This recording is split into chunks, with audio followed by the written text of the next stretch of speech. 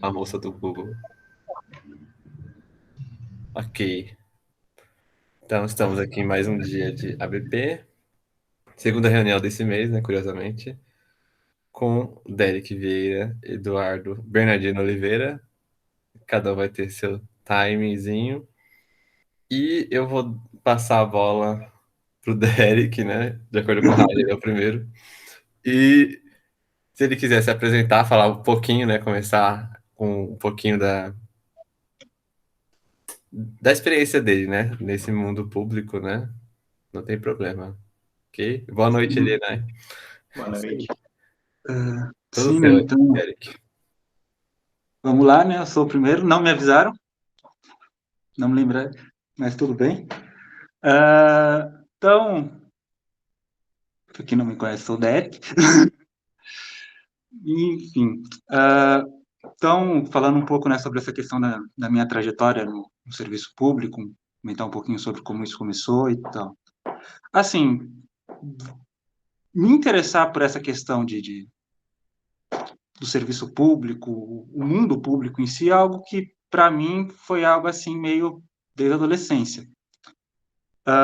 Mas não era algo que eu via com muito interesse.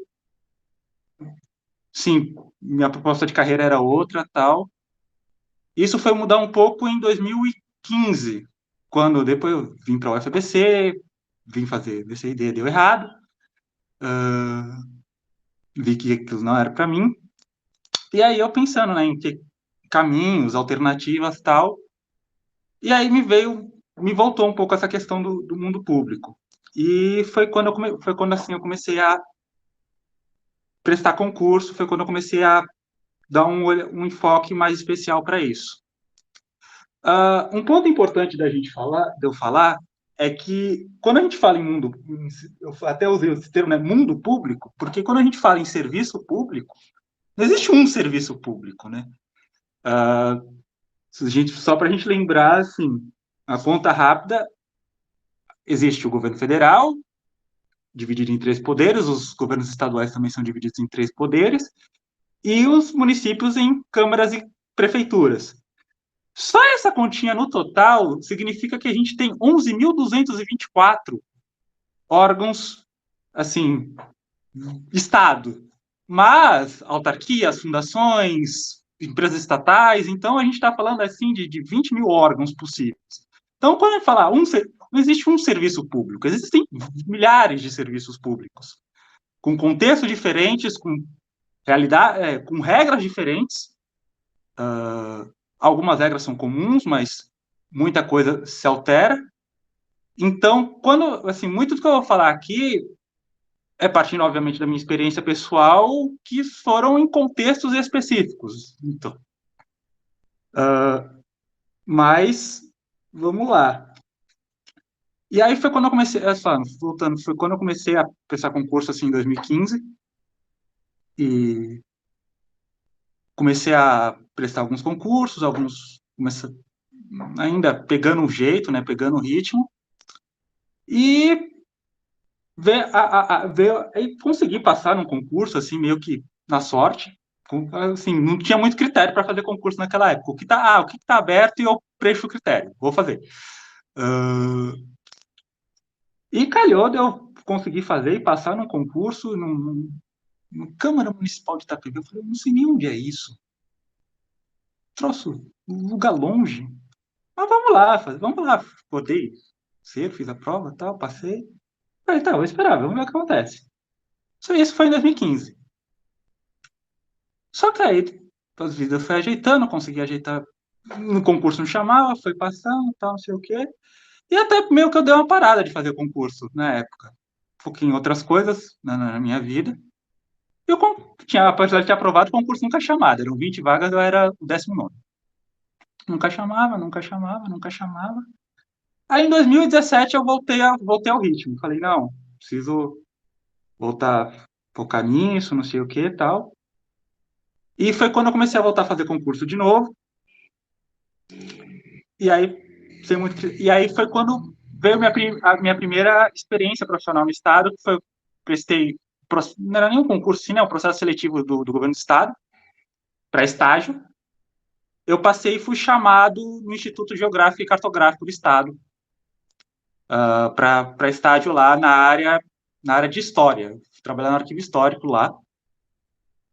Nada a ver com o que eu fazia da vida, tipo, mas foi uma experiência assim bacana. Foi isso para quem estava no começo, foi isso que eu comentei. O órgão, tipo, era um órgão super, é um órgão técnico, o IGC, que é assim, tipo, que é quem cuida das divisas dos municípios dentro do estado de São Paulo. E é um órgão super pequeno, tipo, é um órgão de, falei, é 15 pessoas somados os estagiários. Então, assim, é muito pouca gente mesmo. 3 salas é o instituto inteiro. E fiquei 2 meses lá, foi uma experiência assim bacana, foi minha primeira experiência no público e consegui aprender bastante coisa lá.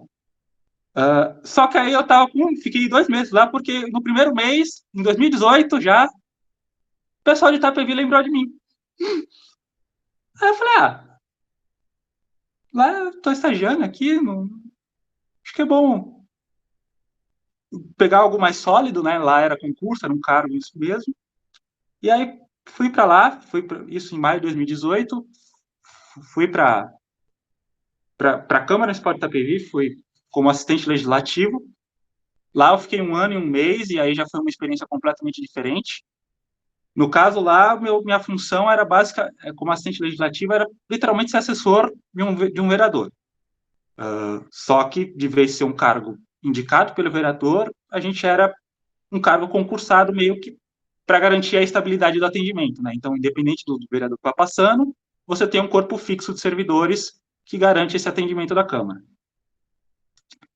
E lá foi assim, e é outro mundo, né? Porque o mundo público, quando você está executando ele, como por exemplo dentro do instituto, como as funções cotidianas, né?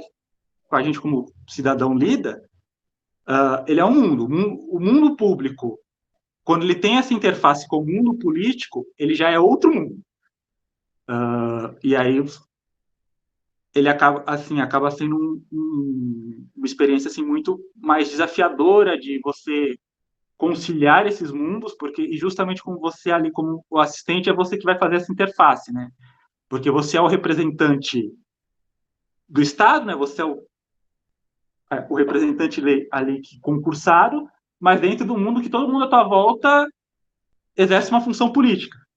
Então você acaba ficando nesse meio do caminho, porque você acaba também exercendo uma função política, mesmo sendo um servidor público. Então, é uma experiência assim bastante até desafiadora, e ainda mais pensando em toda a questão que envolve o mundo político no Brasil, infelizmente. Fiquei lá 1 ano, só que, né, morando em Mauá, trabalhando em Itapevi, era uma jornada bastante cansativa, assim.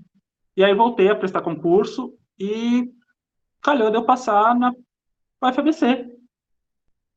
Abri o concurso, prestei. E aí na UFABC foi até de novo um golpe meu de sorte, né? Eu digo da graça de Deus. Porque eu não tinha passado de primeira, na listagem de 5 vagas eu tinha ficado em sétimo, só que no caso era vaga reservada para candidatos negros.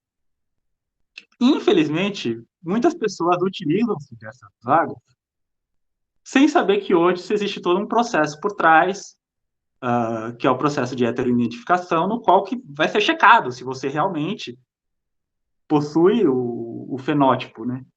Se você de fato é um negro, de fato você teria direito às vagas. E nisso eu pulei de sétimo para quarto, eram 5 vagas. E aí existiu um outro problema. A vaga exigia 1 ano de experiência. Quando eu prestei o concurso, eu tinha 8 meses em Itapevi. Quando saiu minha convocação na UFABC, faltava 8 dias para eu completar 1 ano em Itapevi. Então, assim, também foi uma abertura de portas muito grande, assim. E aí, amanhã fazem 2 anos que eu comecei na UFABC.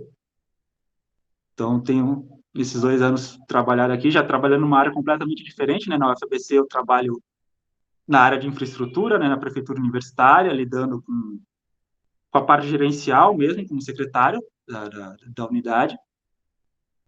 E pegando assim um contexto geral, né? Então, para ingressar no serviço público, o que significa isso, né? Como é que dentro dessas experiências você olha para essa questão, Derek? Acho que o primeiro ponto quando a gente fala de concurso público, a gente fala de serviço público tem um bom discernimento se é isso que você quer. Por quê? O mundo público, em diversos detalhes, ele é diferente do mundo privado, no sentido de mercado de trabalho. Então, é algo que você precisa ter uma bastante clareza se você, de fato, tem o perfil, se de fato é isso que você quer, se você entende que realmente o serviço público é uma opção para você. Porque tem gente que realmente entra no serviço público e não se adapta. E acaba saindo, ou pior, acaba ficando de maneira frustrada, só que com todos os fatores que existem no serviço público, como a estabilidade, a pessoa acaba ficando e, infelizmente, isso explica boa parte dos problemas de má qualidade dos serviços públicos que a gente tem no Brasil. Pessoas que prestaram concurso, mas que acabaram se frustrando com o mundo público. Então, assim, se a gente está considerando que a gente está pensando em ingressar nisso para fazer um bom serviço, afinal, acho que se você está ingressando para fazer um mau serviço, realmente não pense nisso. Pense bem se é esse o seu perfil, se o seu perfil de fato é aplicável para o mundo público. A partir disso, eu diria que uma questão de preparação para provas e tal, eu não sou muito exemplo para isso, porque de fato eu sou um dos concurseiros menos sistemáticos que tem nesse assunto. Eu admito que minha preparação não é a adequada. E, de fato, assim, é uma coisa até que precisa tomar cuidado, porque, infelizmente, a gente tem uma indústria do concurso público no Brasil que significa que muitas vezes você pode estar entrando em... Não necessariamente entrando em roubada, mas muitas vezes tem muito essa pressão de apostilas, cursinhos preparatórios e tal, que, às vezes, óbvio que tem casos e casos, você tem que entender também qual o melhor método de estudo se aplica a você, mas que às vezes você acaba adquirindo conteúdo que não que você nem precisa, que você assim, porque a parte do conteúdo é importante, mas eu diria que sobretudo quando a gente fala de concurso público, um ponto que sempre pesa muito é o emocional. Sempre assim, acho que o preparo emocional acaba sendo 50% da prova, se não até mais. Acho que obviamente depende muito do que a prova exige, mas eu acredito que o preparo emocional acaba sendo, às vezes, até mais o primeiro ponto do que o conteúdo em si. Porque se você tem a prática de fazer concurso, principalmente se você já focou numa área específica, que é a área que você quer se dedicar a fazer concurso, por mais que, falando, você vai acabando adquirindo familiaridade com as questões. Então, o que acaba sendo a principal diferença sempre é o preparo emocional, é como você entra para fazer aquela prova.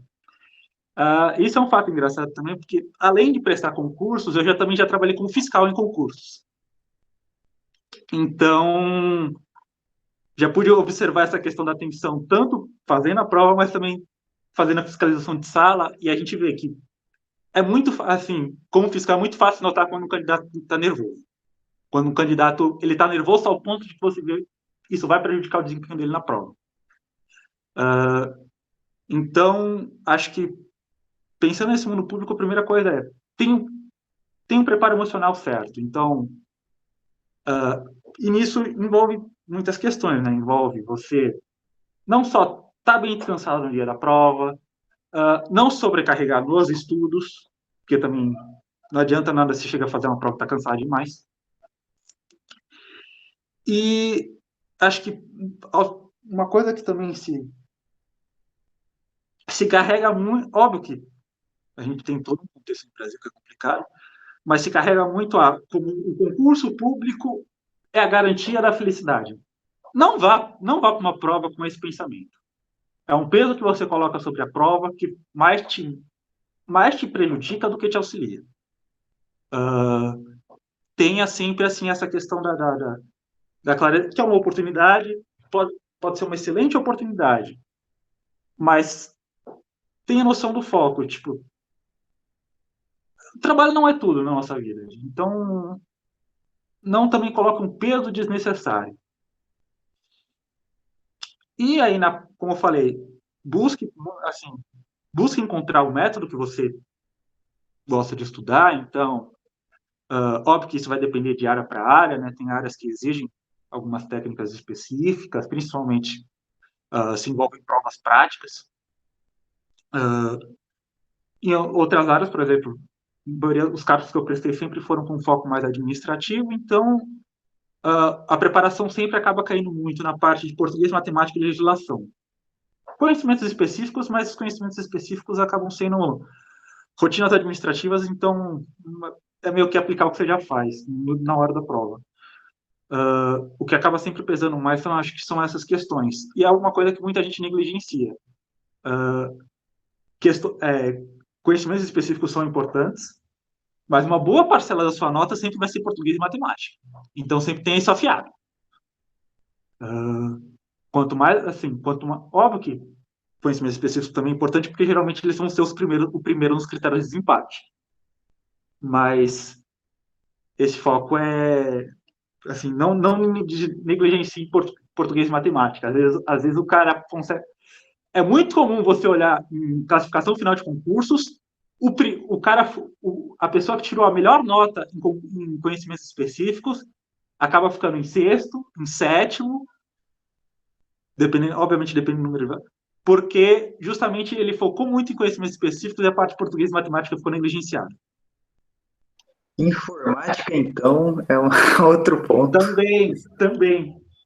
Não negligencie informática, que confessando, o concurso da UFBC eu passei, mas eu fiz uma de 5 em informática.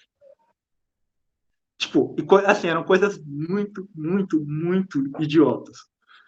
Depois que eu olhei o gabarito, eu fiquei, meu Deus, como eu fui capaz de fazer isso? Sim. Nossa, a Ed trouxe um ponto muito... Ler o edital. Ler edital é essencial, sempre. Assim, depois que você achou a prova, a primeira coisa que você faz é ler o edital. A segunda coisa que você faz é ler o edital. E a terceira também é ler o edital. Por quê? Não se trata só da vaga, dos requisitos, do salário, mas o edital ele vai te informar como o processo vai funcionar como um todo. Então, o edital já vai especificar os documentos que você vai precisar da admissão. Isso geralmente já está no edital. Então, assim, e graças a Deus isso melhorou, mas por exemplo, tem documentos que às vezes são complicadores. Por exemplo, trazendo um exemplo pessoal, quando eu entrei em Itapevi exigia uma certidão que é chamada certidão de distribuição, que é um documento que os fóruns entregam, eles geram, dizendo que não tem nenhum processo no seu nome. E aí eu tinha que gerar essa certidão de distribuição, tanto da área civil quanto da área criminal. Graças a Deus, hoje você consegue fazer isso pela internet, o documento sai em 15 minutos. Quando eu fui entrar em Itapevi em 2018, era um documento que você tinha que requisitar no fórum e que poderia levar 5 dias úteis ou até mais para sair. Tipo, assim, o fórum podia dar um prazo até maior. Era um documento assim, um pouco complicado de você emitir. Então, é assim, você tem um prazo sempre muito complicado, né? De você receber a convocação até sua posse, a pressão sempre é muito. Você tem que estar bem acelerado nessa questão da produção dos documentos. Então, mas é sempre bom dar uma olhada no edital, o edital vai especificar essa questão sobre os documentos que vão precisar, se tem algum critério, assim, se vai, como a prova, como vai ser o peso das questões da prova, então, tipo, que nem eu falei de português e matemática, mas informática, legislação, é sempre bom dar uma olhada no peso da prova, até para distribuir como você vai estudar para essa prova, como você vai se preparar para essa prova em específico. E olhar também, óbvio, o conteúdo programático do que vai ser exigido na prova. Nem sempre, assim, óbvio que nem sempre o conteúdo programático inteiro vai ser exigido, então, assim, também não. Você olha aquela meia página de conteúdo programático de português e matemática, você fala, ok, calma, estuda português e matemática. Não se espera. Mas eles falam, deixa isso afiado, porque sempre você vai ter questões específicas que vão aparecer nos concursos. Então, por exemplo, quando você presta concurso para prefeituras, sempre vai ter uma parte de legislação específica sobre alguma característica municipal e que você não vai ter estudado antes, afinal você não conhece nada do município. Que nem quando eu fui prestar para a ITPB, exigia a lei orgânica e o regimento interno da Câmara. Pô, quem lê o regimento interno de uma Câmara Municipal assim à toa? Ninguém se prepara para isso, você tem que preparar ele na hora para estudar. Então, assim, tem essa. Principalmente deixando português e matemática, e se você já tem uma área específica, os conhecimentos específicos mais afiados, você consegue focar um pouco mais de tempo. Uma dica que eu estou, por exemplo, se você está falando de concursos federais, quando se trata da parte de legislação, sempre vão ser, assim, a menos que você esteja fazendo um concurso para direito, sempre vão ser 3 leis específicas que vai cair. 4, na verdade. Constituição, a Lei 8.112, que é o regime jurídico único dos servidores, a Lei de Licitações e a Lei de Acesso à Informação. Essas 4 vão ser exigidas porque você vai trabalhar com elas todo santo dia. Por exemplo, eu nunca tinha, até o concurso da UFBC, eu nunca tinha estudado Lei de Acesso à Informação. Depois que eu estudei na UFBC, hoje, basicamente, dia sim, dia não, eu tenho que lidar com a Lei de Acesso à Informação, por causa das solicitações via Lei de Acesso à Informação que chegam na UFBC. Então, assim, regime jurídico, você precisa estudar porque é aquilo que vai regular tua função tua relação com o governo federal. Então, assim, você estuda não só para o concurso, você precisa saber aquela lei da vida. Leis de licitações é a mesma coisa, Constituição é a mesma coisa. Então, eu diria que, se você, principalmente para concursos federais, se você sabe essas 4 leis, você resolve a parte de licitação com muita tranquilidade, de legislação com muita tranquilidade. E você vai, e é bom saber elas bem, porque você vai usar todo dia. E voltando assim para as provas em geral. Além de ler o edital, sempre preste atenção em quem é a empresa que está fazendo a prova. Afinal, cada empresa tem um estilo de prova específico. Um estilo de questão específico, então, como eles constroem as questões, são questões mais longas, que exigem que você leia mais para conseguir responder, são questões mais sintéticas, se eles acabam absorvendo muitos elementos de fora, então, se digamos assim, os conhecimentos gerais, né, as atualidades, se aplicam muito ao concurso, ou se nem tanto. Então, assim, sempre observem quem é a empresa que realiza a prova. Isso faz uma diferença grande. Porque são estilos de prova diferentes. E acho que, por exemplo, para mim, falando de métodos de estudo, o que mais funciona é fazer provas antigas. Então, vou prestar um concurso. A primeira coisa que eu faço é revirar provas antigas ou provas de cargos similares que tenham sido feitas pela mesma empresa e fazendo. É geralmente o jeito que eu me sinto mais confortável assim de estudar. E aí você, por exemplo, aí você pode prestar, tem as apostilas, os cursos preparatórios, que aí acabam sendo conforme, assim, se você tem mais facilidade de, por exemplo, acompanhar uma pessoa, ou se você prefere, ou se você gosta também de estudar um pouco assim mais focado, assim, digamos assim, ler as coisas e tal. Mas eu acredito que sempre fazer as provas pregressas é sempre muito importante, porque até mesmo às vezes treinar tempo de prova, isso acaba sendo uma questão, principalmente dependendo se você tem uma prova assim mais longa, que as questões acabam sendo mais longas, treinar tempo de prova também é importante, porque se você acaba gastando tempo demais nas questões, você pode acabar sendo forçado a fazer o final correndo, e fazer o final correndo sempre é ruim. E pensando na prova em si, por exemplo, também em relação a essa questão de tempo. Geralmente, o que eu faço para gerenciar tempo dentro de uma prova? Obviamente, a gente não tem relógio. Isso depende da contagem de prova do fiscal. Para não ficar perdendo muito tempo, o que geralmente eu faço? Eu executo toda a prova primeiro, então, vou fazendo a prova, olhei uma questão com dúvida. Estou com dúvida onde? É A ou C. Ou, putz, não sei nem por onde começar. Às vezes acontece. Eu marco a questão, marco as alternativas que eu considero que possam ser as certas e pulo a questão. E vou executar o resto da prova. Quando eu terminar de executar a prova, aí eu volto nessas questões. Por que eu acho, por exemplo, para mim, eu acho esse método mais simples? Porque você começa a prova no embalo. A chance de você travar numa questão, você ficar parado ali e acabar perdendo um tempo de prova que pode ser essencial no final, não é pequena. Então, é algo que também prestar atenção. Acho que colocar essas questões, né, de estilo de prova, método de ensino e tal, vem o passo que eu já falei lá atrás para aplicar a prova, mas também se aplica depois que você faz a prova. Não coloque um peso desnecessário. Por quê? Concurso, você presta para ter a expectativa de direito à nomeação. Óbvio que você tem discussão judicial sobre casos que tinha vaga e não foi nomeado, isso tem uma questão importante, mas você presta o concurso é sempre a expectativa de direito à nomeação, ou seja, você nunca sabe o que vai acontecer depois que você fez a prova. Você pode ser chamado, você pode não ser chamado, você pode levar anos para ser chamado, como foi o meu caso da PV.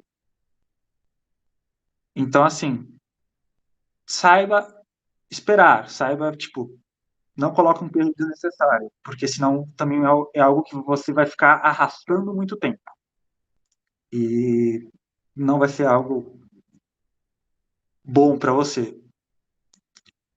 E aí, a partir disso, acho que aí vem outras questões, mas isso aí a gente vai abordando mais para frente. Eu vou chega de falar, deixa o Edu falar um pouquinho.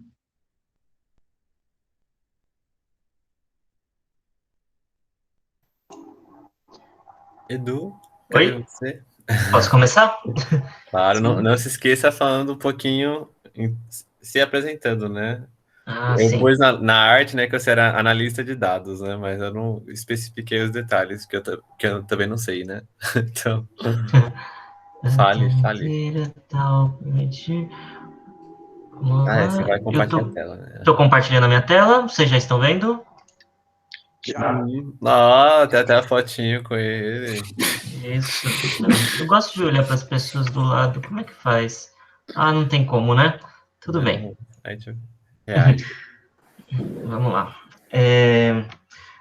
Obrigado aí, o Rodrigo, que me entrou em contato comigo para me chamar para conversar aqui com vocês. Conheço a maioria de vocês, não conheço só o Gabriel e a Esther, se não for a Esther que eu estou pensando, mas vou considerar que eu não conheço a maioria, porque eu vou me apresentar. Talvez algumas coisas vocês já tenham visto, que, como vocês sabem, eu falo demais, eu conto muita história, então vocês já devem ter ouvido uma boa parte dessas histórias. Mas vamos lá. Começando falando sobre mim, cliquei. Next, isso. Bem, meu nome é Eduardo Oliveira, eu sou engenheiro de informação pela Universidade Federal do ABC, eu concluí em 2015, fui uma das primeiras turmas lá do curso de informação, eu também fiz uma especialização em Data Science pela AFI Escola de Finanças de Madrid, e terminei no ano passado o meu MBA em Big Data, com ênfase em Data Science, na FIAP. Vou pegar o diploma amanhã, inclusive. Eu trabalho atualmente na área de planejamento comercial da empresa Embracon, é uma empresa de consórcios, então utilizo de ferramentas, estatísticas, visualizações, data science, para poder melhorar a performance de vendedores, para poder melhorar a captação de clientes também, tá? E como que eu comecei? Vamos lá. Eu cresci numa família evangélica, como talvez a maioria de vocês. Não estudei nas melhores escolas, mas meus pais sempre fizeram questão que eu fizesse parte de uma escola evangélica. Então, até o segundo ano do ensino médio, eu estudei em colégio evangélico, e isso foi bastante, em alguns aspectos, foi um pouco deficiente. Eu precisei fazer um ano de cursinho para poder passar numa faculdade, e eu entrei na Universidade Federal do ABC. Eu sou da turma de 2009, eu sou a terceira turma da UFABC, e eu coloquei essa foto aí porque esse é um espaço que não existe mais na Sim, faculdade. eu sei o que é isso, eu Essa sei o que é árvore isso. aí Conheço atrás essas dessa árvore tem uma pessoas. biblioteca. Então, hoje esse é o bloco E, se eu não me engano, onde tem uma parte de esportes. Bem, cheguei aos 17 para 18 anos, foi quando eu cheguei na faculdade, e eu queria muito trabalhar. Confesso aqui para vocês que eu queria trabalhar por teimosia, porque meus pais, eles queriam que eu focasse nos meus estudos e davam condições para que eu somente estudasse, mas eu queria ter minha independência, eu queria ter meu próprio dinheiro, fazer minhas próprias coisas, e depois de muito insistir, eu acabei começando o trabalho. O meu primeiro trabalho foi como ajudante do meu pai. O meu pai, ele tem um caminhão, como esse, hoje ele já trocou de caminhão, mas na época era esse aí, onde ele vende produtos de limpeza, água sanitária, desinfetante, detergente e tal, e eu comecei ajudando ele. Esse foi o meu primeiro emprego, meu primeiro trabalho, e foi um trabalho que na época eu tinha muita vergonha de dizer que eu fazia isso. Era muito humilhante para mim dizer que eu era o ajudante do vendedor de Cândida, que eu trabalhava todo sujo, né? Ainda mais quando você fala, poxa, eu entrei numa universidade federal, eu sou um estudante de engenharia e tal, e você se vê num trabalho como esse. Mas hoje, eu vejo quanto esse trabalho foi importante para mim, porque foi o trabalho que me ensinou a trabalhar. Então, a minha primeira dica que eu dou para vocês antes de tudo, aprenda a trabalhar. O que eu quero dizer com isso? Muitas vezes você pode ter a formação, você pode ter o conhecimento, mas trabalho não é só isso. Trabalho não é só você executar aquilo que você aprendeu numa escola. Trabalho envolve você ter disciplina, envolve você cumprir metas, cumprir horários, envolve você lidar com pessoas que você não gosta. Isso é muito difícil para algumas pessoas. Você vai ter que acordar cedo, sair para trabalhar ou ligar o seu computador hoje, mas você vai ter que conviver com pessoas que você não gosta, você vai ter que conviver com pessoas que não gostam de você, você vai ter que trabalhar nos dias em que você está bem, nos dias em que você está mal, no dia em que você está bravo, no dia em que você não está com vontade. E acreditem, isso não é simples para todo mundo. Eu conheci pessoas, já trabalhei, mais para frente eu acabei tendo um estagiário, que ele tinha lá a Universidade de São Paulo, Instituto de Física, no currículo dele, e ele era desrespeitoso com as pessoas, ele não era pontual, ele não sabia trabalhar. Então, antes de você ser o grande estagiário de uma multinacional, procure aprender a trabalhar. Então, assim, você tem lá uma tia que tem uma lojinha, vai lá, ajuda na lojinha dela. Seja o caixa da lojinha dela. Tem um lava-rápido perto da sua casa precisando de alguém, vai lá. Não é... Por mais que na época eu acho que isso era humilhante, isso não é humilhante. Isso é você começando uma carreira aprendendo a trabalhar. E para falar a verdade, é até melhor que você comece assim do que acontecer como esse exemplo que eu falei, de você entrar numa grande empresa, mas você ainda é imaturo, você ainda não é indisciplinado e você se queima. Você já se queima logo na largada. Bem, depois de um tempo, eu fiquei um ano e pouco nisso, eu comecei a realmente entrar em projetos, em empresas, e aí é uma longa história que eu vou tentar falar bem rapidinho. Para começar, eu fui professor da da Escola Preparatória da Universidade Federal do ABC, inclusive Fui professor aí do Paulo, foi minha segunda turma, parece. Fiquei ali 2010, 2011. No final de 2011, eu consegui entrar numa empresa que não tinha nada a ver com o que eu estava estudando, que era a VidaLink, uma empresa de benefícios de cartões, benefícios de saúde, desconto e tal, mas é aquela coisa, foi o que apareceu. Não é da minha área, tal, mas é o que está aparecendo, e eu não quero ficar vendendo água de lavadeira. Então, eu acabei entrando nessa empresa. 2 meses depois, eu passei numa outra empresa que já tinha um pouco mais a ver comigo, com o curso que eu fazia, né? Que foi a IPcorp, uma empresa de telefonia corporativa. Foi um trabalho que, apesar de ser da minha área, foi extremamente desgastante, tive vários problemas com a faculdade, e no final das contas, eles acabaram me dispensando, tiveram alguns problemas de contrato lá, e eu fiquei ali 2 para 3 meses. Dali, eu acabei indo para um cliente deles, que era a Meta Positiva, que é uma empresa de telemarketing. Eu fiquei 1 ano, 2 anos, eu fiquei uns 2 anos trabalhando numa empresa de telemarketing, não como atendente, mas como o técnico de telefonia ali.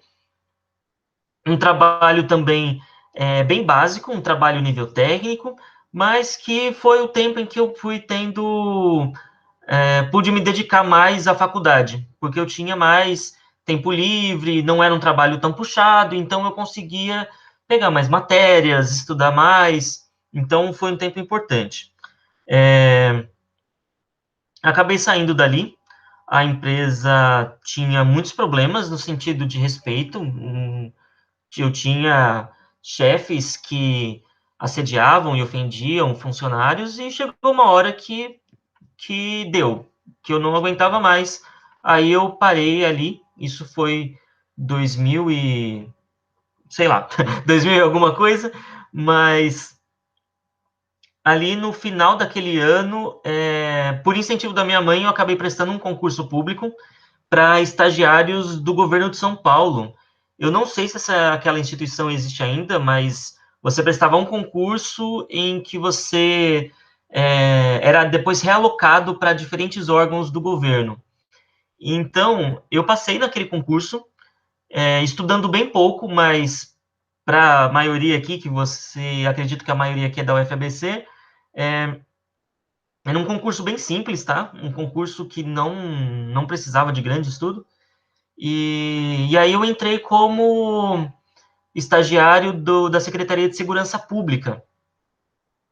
Ali foi quando eu comecei a trabalhar com dados, porque eu trabalhava com estatística criminal, divulgava relatórios, fazia alguns estudos estatísticos em relação à quantidade de crimes e tal. Então foi bem importante, porque a partir dali que eu comecei a trabalhar mais com dados. Era um concurso de somente 1 ano, e depois que eu saí de lá, voltei a procurar estágio, a procurar concurso, fazer de tudo, e eu acabei entrando na IntelliPost, que é uma empresa de logística. Foi uma decepção, porque a empresa me prometeu que eu faria uma coisa, e quando eu cheguei lá era para fazer outra coisa.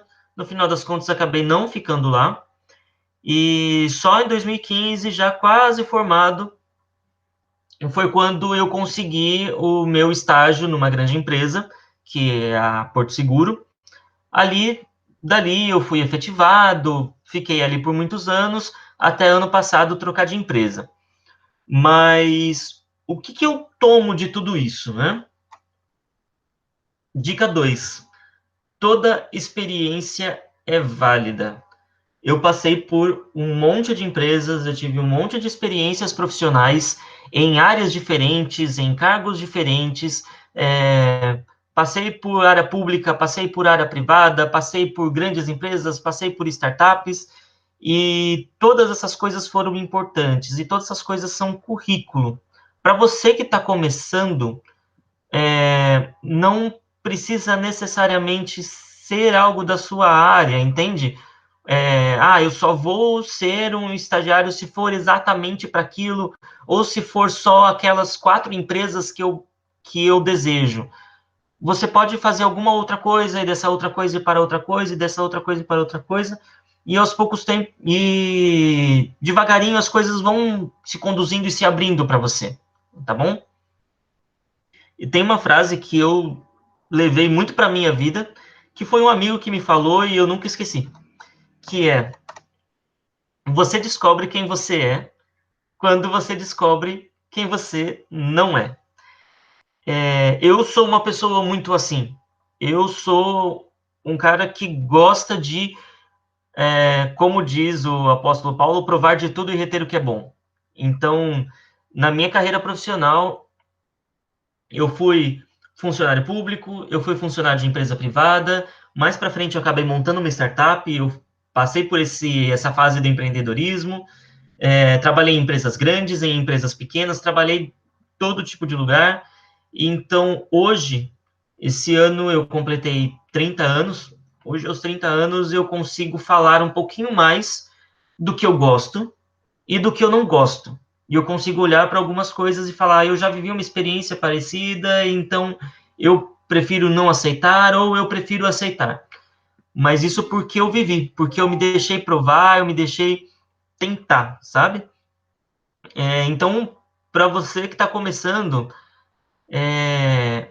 se aventure, se aventure. Então, surgiu um concurso público que é mais ou menos da sua área, você acha que tem uma potencial de passar, vai fundo. Surgiu uma startup, estão te chamando para uma ideia ali de montar um projeto que é legal, vai fundo. Ah, surgiu um estágio ali na Dinamarca que é da sua área, é interessante, vai fundo. Tenta, se joga. E porque tudo isso, para você que está construindo o currículo, tudo isso vai ser um pontinho a mais no seu LinkedIn, mas não só no seu LinkedIn, vai ser um pontinho a mais na sua vida. Vai ser um pontinho a mais para você descobrir o que você gosta e o que você não gosta. Um doido. Era como eu chamava o meu amigo na época. Dica número 3, estabeleça prioridades. Essa dica parece que não tem muito a ver com a segunda, porque você fala: poxa, mas como que eu vou me jogar e tentar de tudo e ao mesmo tempo estabelecer prioridades? Quando a gente está estudando e trabalhando ao mesmo tempo, isso vai chegar uma hora em que essas duas coisas vão entrar em conflito. Vai chegar uma hora em que vai entrar em conflito o seu trabalho, o seu estágio, vai estar mais puxado, vai estar menos puxado, e você tem um trabalho para fazer, coisas para entregar. Então, é preciso que você estabeleça uma prioridade, e com essa prioridade você vai conseguir tomar essas decisões. Quando as coisas entrarem em conflito, você vai conseguir estabelecer ter melhor essas decisões. Colocando em termos práticos. Na minha época, procurando estágio, eu muitas vezes achava vagas em lugares extremamente distantes.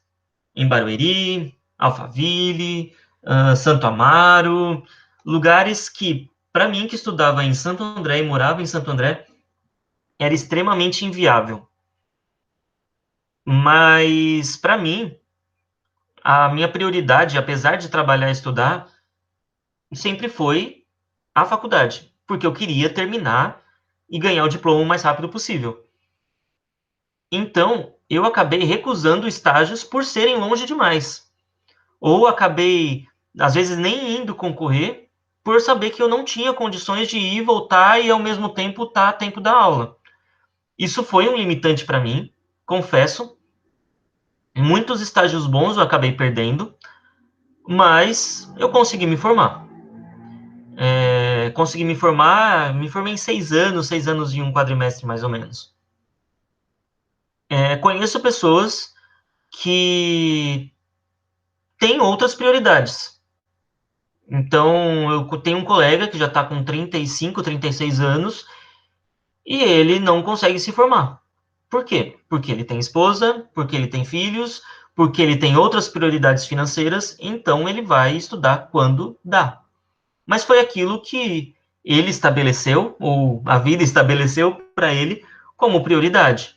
Então, quando nós temos isso, a gente consegue tomar decisões de forma mais fácil, rápida e também tranquila, de bem com a gente mesmo. E por último, dica número 4, pensando que nós estamos falando aqui, né, como aliança bíblica de profissionais, deixe Deus conduzir a sua vida. Quando vou contar uma coisa que aconteceu comigo e que me marcou muito em relação a isso.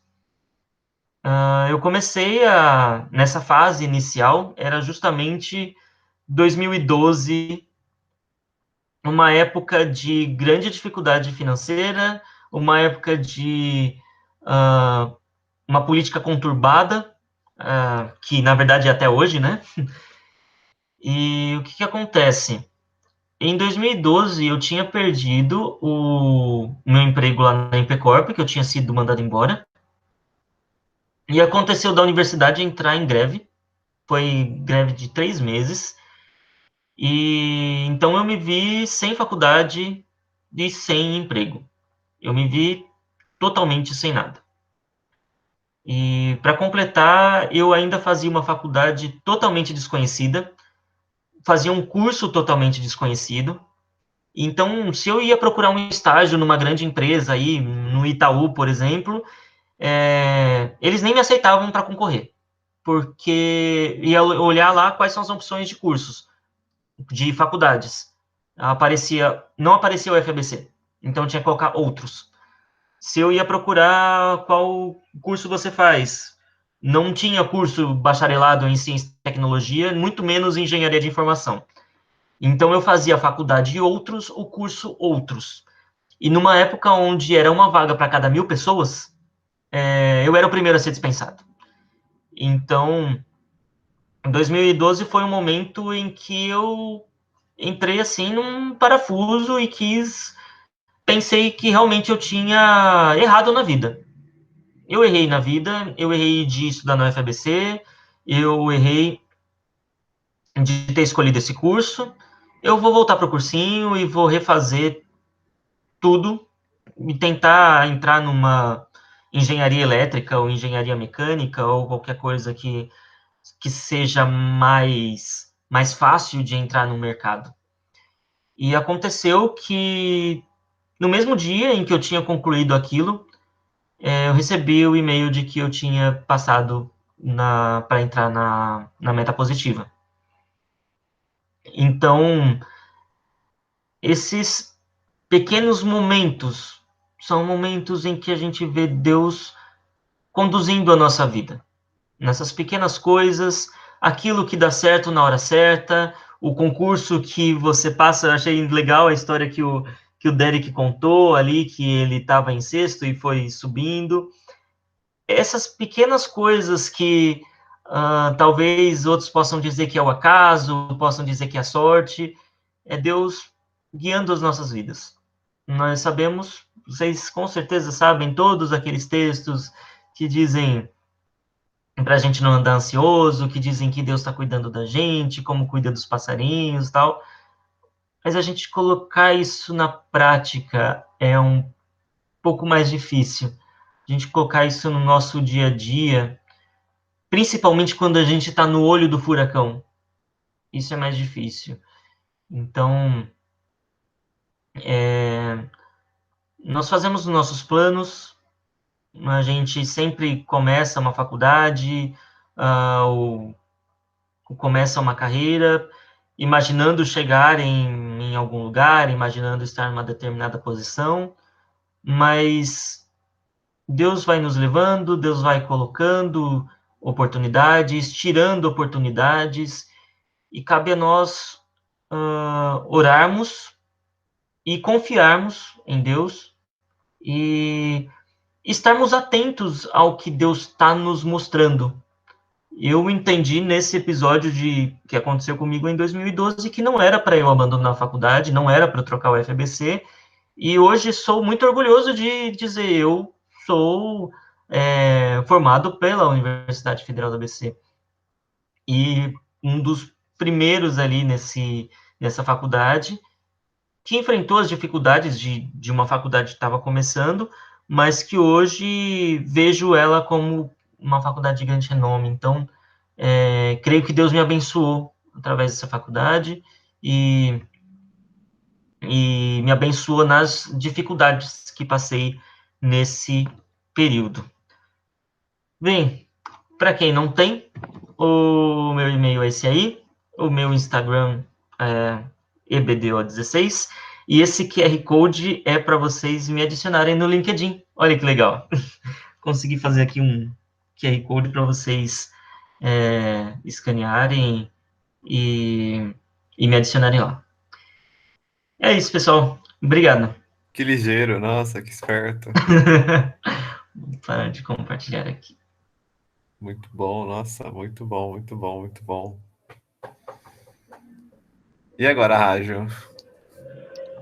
Agora primeiro eu agradeço o Eduardo, agradeço o Derek, foram muito boas as apresentações, a experiência de vida, né? A gente que conviveu um pouco com ele sabe algumas histórias, mas quando ouve tantas histórias assim, a gente percebe que tem muita coisa aí, muita experiência de vida esses dois.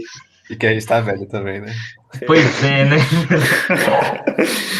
Pois é. Mas você não é muito mais novo que eu, não, hein, Paulo? Os 30 também tá chegando para você, que eu sei. O Derek tá um pouco mais longe. Você falou de 2012, foi o ano que eu entrei, que o Paulo entrou, a gente teve uns 6 dias de aula, aí ficou 3 meses parado. Não, teve gente que ficou mal por causa disso, não tinha muita perspectiva, né? Tipo, quando que vai voltar? Mas graças a Deus foi direcionando. Sim. Bom, vocês têm perguntas, comentários a fazer? Eu queria trazer um ponto sobre 2012 também, sobre a greve de 2012. Eu fui saído da empresa onde eu trabalhava, né? Um pouquinho antes da greve. Não, sem problemas, eu tava tendo dificuldade para fazer o BCT mesmo. Agora eu vou aproveitar que eu tô com tempo, né? Vai ter o seguro-desemprego, vou dar uma focada na faculdade legal, vou correr com essa engenharia para terminar em 4 anos e meio. Greve, entendeu? Sem trabalho, sem dízimo. Pô, o que eu tenho agora? Aí eu fui fazer o curso de dança com o pessoal da faculdade, aprendi a dançar até hoje, eu sei legal, forró e sertanejo. Ó. Foi aí que você aprendeu a dançar. Que bom, né? Que bom. Foi. Eu Mas aí, Gilberto, foi uma experiência aliás, muito interessante. Até olha hoje só. eu uso os conhecimentos que eu aprendi nesse case de extremo sucesso. Mas ele, olha só, você ganhou tempo para pensar e trocar de curso, né? Imagina se adianta a engenharia e depois pensa, pô, eu odeio isso aqui, eu quero trocar. Eu fui um pouquinho mais lento, eu demorei um pouco mais para entender, entendeu? Até chegar a parte do cara, não sei o que eu quero, mas isso aqui eu não quero, Deus o livre, eu demorei um pouco mais, entendeu? Mas eu cheguei também. Tá com a mão levantada ali. Tava esperando ele terminar de falar. Bom, parabéns, Derek e Edu, foi muito boa a palestra de vocês, explicação. Experiência, né? Quando o pessoal falou do tema, eu achei que ia ser mais para o pessoal que nunca trabalhou, né? Aí, quando surgiu a ideia do Derek, eu falei, opa, então, para mim já vai ser mais interessante. Mas aprendi muito com o que você falou também, Edu. Não é só para quem está no primeiro trabalho, o que você falou. Eu fiquei com dúvida a parte do Derek, quando você falou de ter certeza do perfil de profissional público. O que seria esse perfil? Lilian, eu posso complementar que a minha pergunta é quase gêmea à sua. Eu ia perguntar para ele qual que é a vocação de um funcionário público. É o mesmo espírito a pergunta. Então, por que eu digo por que eu pontuo sempre essa questão do perfil? Assim, É essa questão também da vocação que o Paulo colocou. Querendo ou não, a gente sabe que existe ainda, assim, óbvio que se você trabalha em grandes empresas, a diferença é um pouco menor até para o gigantismo. Mas que a realidade do serviço público e a realidade do serviço privado são realidades distintas. Óbvio que, como eu falei, existem diversos serviços públicos, então, às vezes, as realidades podem ser mais ou menos distantes. Mas acho que existem alguns pontos importantes, assim, de diferencial. Por exemplo, assim, os processos dentro do serviço público sempre são muito mais morosos. Até pelo fato de que uma empresa privada pode fazer tudo que não seja proibido por lei. O serviço público só pode fazer o que está permitido em lei. Então, você já muda um pouco a sistemática das coisas.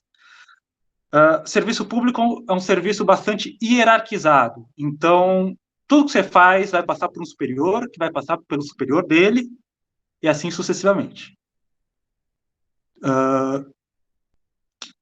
E no serviço público, muitas vezes você tem que lidar com a grande questão que volta e meia aparece na mídia, vai voltar à mídia já da questão da reforma administrativa, que é a questão da estabilidade.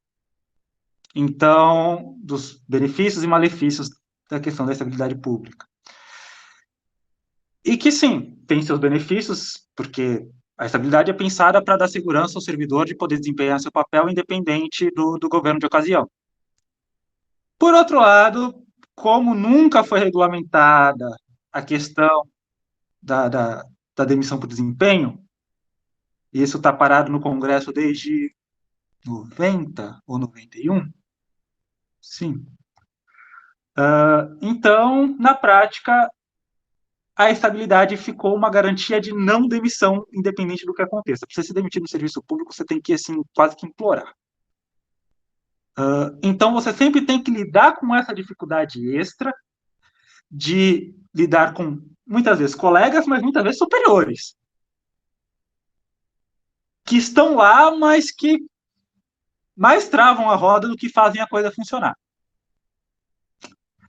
Ou que têm posturas inadequadas, então a estabilidade às vezes acaba sendo um grande protetivo em relação em casos de assédio moral. Então, assim, ir para o serviço público, muitas vezes, justamente pela falta de foco que se dá ao serviço público, muitas vezes significa você desempenhar papéis que estão, às vezes, até além do que seria esperado de você, além da sua capacidade. Exemplo claro que está acontecendo agora. Como eu falei, na UFABC eu trabalho na área de infraestrutura, eu trabalho na prefeitura universitária. Dentro da prefeitura universitária, a gente gerencia basicamente quase todos os contratos de terceirização da UFABC, com exceção de segurança e portaria. Mas limpeza, manutenção, os fretados, os motoristas de transporte dos carros oficiais, serviço de copa, basicamente todos eles são gerenciados pela prefeitura universitária.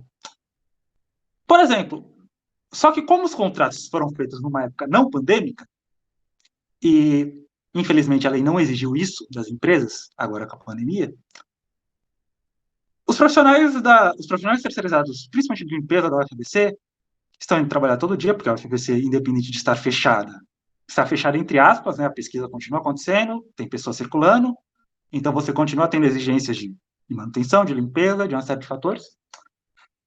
Só que as empresas simplesmente não estão preocupadas com a gente pode dizer que elas não estão preocupadas com a segurança dos seus funcionários terceirizados.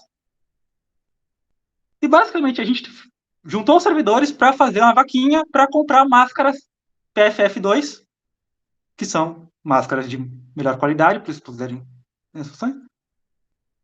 Porque simplesmente a gente não tem força de exigir isso dos contratos e as empresas não estão nem ligando. E isso não é incomum de acontecer no serviço público, de muitas vezes você ter que dar esse passo além de você de você cumprir funções que não necessariamente seriam esperadas, mas que você executa pensando no sentido do todo, pensando no sentido do bem comum. O servidor público que entende o papel que ele está lá, ele sempre vai colocar esse peso de ele está ali para executar o bem comum, através da função dele. Quando o servidor não entra com esse pensamento, é geralmente quando a gente tem, infelizmente, esse velho problema da má qualidade, que ele está ali para executar a tarefa, ou que ele está ali nem para isso, principalmente depois que ele está estável. Então, acaba assim. E como eu comentei, né?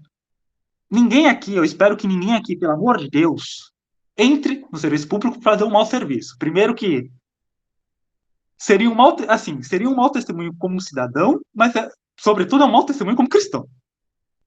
Pensando dentro do contexto cristão, isso se torna infinitamente pior.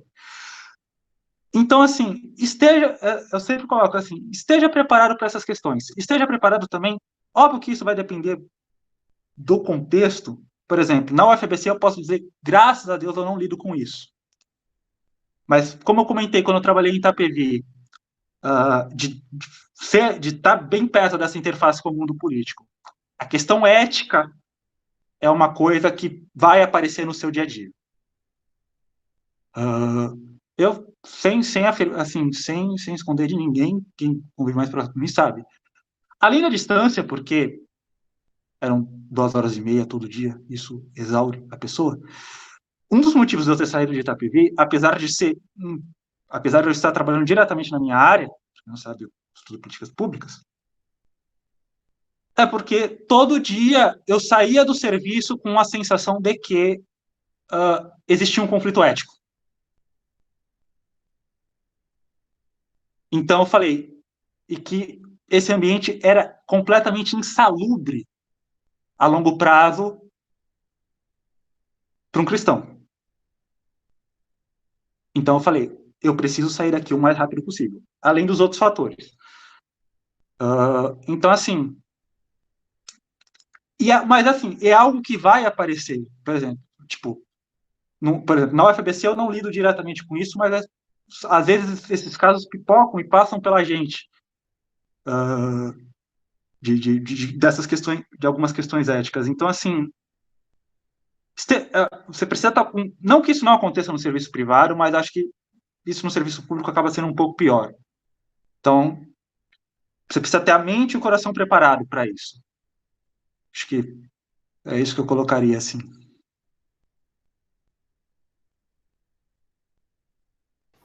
Legal, obrigada, Derek. Ficou claro. Muito bom, hein? Desafio, hein? Acho que a Letícia, né? Quer perguntar. Eu tenho uma pergunta.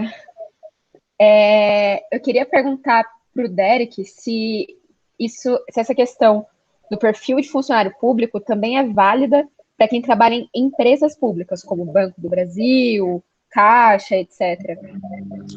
Menor. É menor porque ali você está desempenhando uma função, digamos assim, comercial. Você não, querendo ou não, você acaba, assim, por exemplo, no Banco do Brasil, você está sendo tão cobrado para vender igual um banco privado. Então, acho que essa questão, acho que nos bancos públicos essa questão, por exemplo, bancos, empresas estatais, isso é uma questão um pouco menor. Acho que isso acaba se aplicando mais diretamente ao serviço público mais direto.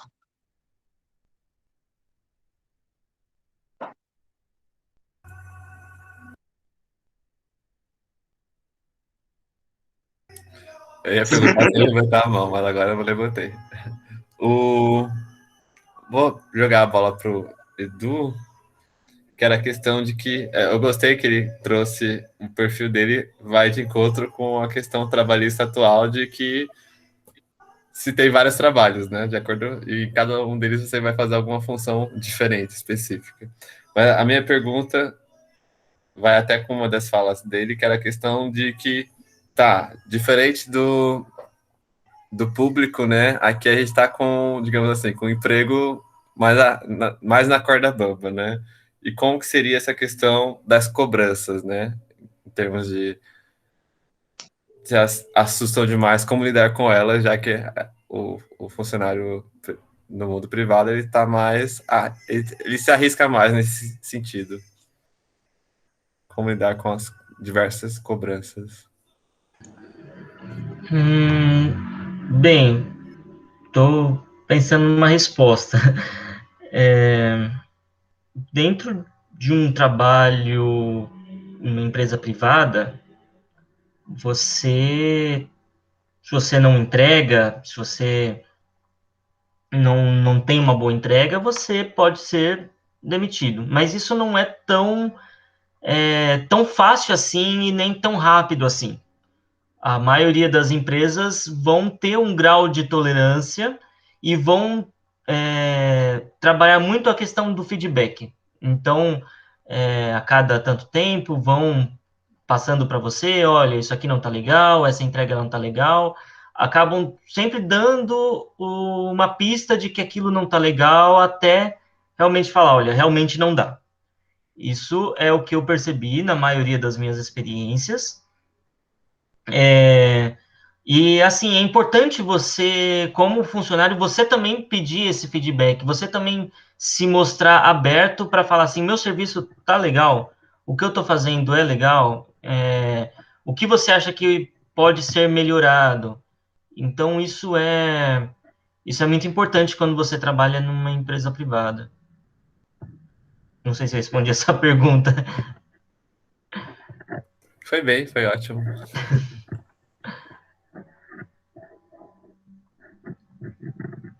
Tem a Lilian e a Letícia com a mão levantada. A Lilian levantou primeiro.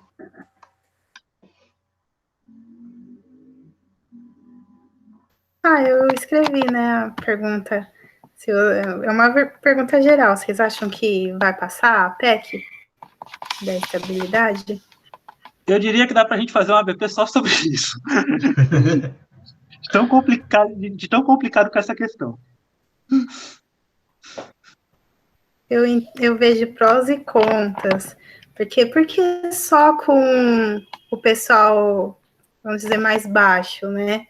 Por que não com os militares, os juízes e toda essa parte, né? Mas tem algumas... longo, então deixa eu tem algumas questões para isso, daria para a gente fazer uma reunião só para explicar essa questão. Mas não sei, acho que o cenário está bem aberto, assim, só para deixar sem resposta. O Derek não consegue nem dizer para onde o vento vai soprar, né? Porque tá no começo, né? Também, né? Não teve nem discussões direito. Entendi.